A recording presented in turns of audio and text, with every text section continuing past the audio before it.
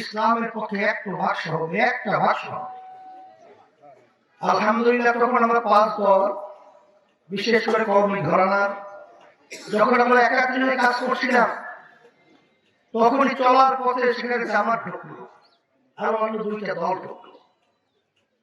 আমাদের কিন্তু মৌলিক স্লোগান ছিল এখানে জোট হবে না, এর একটা সমঝোতা হবে, কোন নেতৃত্ব থাকবে না, যে কোনো সিদ্ধান্ত আমরা সবাই বসে তারপরে গ্রহণ করব।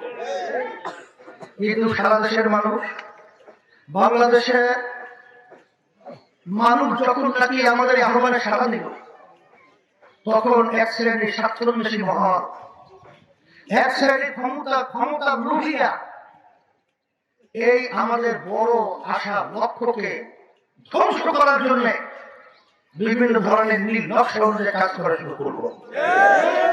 এক পর্যায়ে আমরা যখন দেখলাম যে আশা উদ্দেশ্য লক্ষ্য নিয়ে আমরা সামনে পথ চলছিলাম, সেই আশা লক্ষ্য উদ্দেশ্য ভেস্তে গেল। আবার তারা ঘোষণা করলো তারা ইসলামের নিয়ম অনুযায়ী রাষ্ট্র পরিচালনা করবে না, তারা রাষ্ট্র পরিচালনা করবে এই প্রচলিত আইন নিয়ম অনুযায়ী। আমি আপনাদের কাছে প্রশ্ন রাখতে চাই, যদি এই প্রচলিত নিয়ম আইন অনুযায়ী যদি রাষ্ট্র চলে, 54 বছর আমরা দেখেছি, আবার নতুন ভাবে এই নিয়মের মাধ্যমে আমাদেরকে আবার নতুন কিছু উপহার দেবে চিন্তা করা যায়? কিন্তু ইসলামী আন্দোলন বাংলাদেশ 1987 সালে প্রতিষ্ঠিত হয়েছে।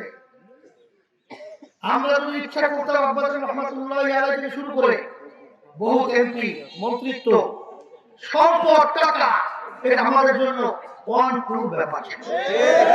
কিন্তু আমরা রাজনীতি করি দেশের কল্যাণের জন্য, মানুষের কল্যাণের জন্য, ইসলামের কল্যাণের জন্য। যেখানে ইসলাম নাই, যেখানে দেশের স্বার্থ নাই, যেখানে মানুষের কল্যাণ নাই, সেখানে ইসলামী আন্দোলন বাংলাদেশে নাই।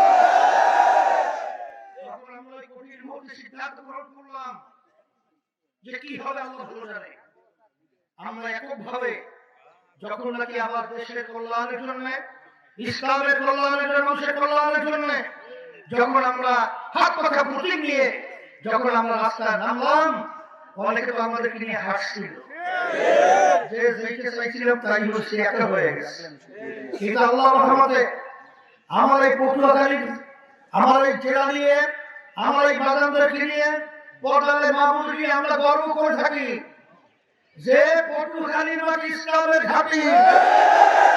আল্লাহর রহমতে আত্মহীন করতে আপনাদেরকে বলতে চাই, ইসলামী আন্দোলন বাংলাদেশের আল্লাহ একা নয়, আমাদের সঙ্গে আল্লাহ আছে, আমাদের সাথে ইসলাম প্রেমিক বাংলাদেশের মানুষ রয়েছে, আমাদের সাথে দেশপ্রেমিক মানুষ রয়েছে।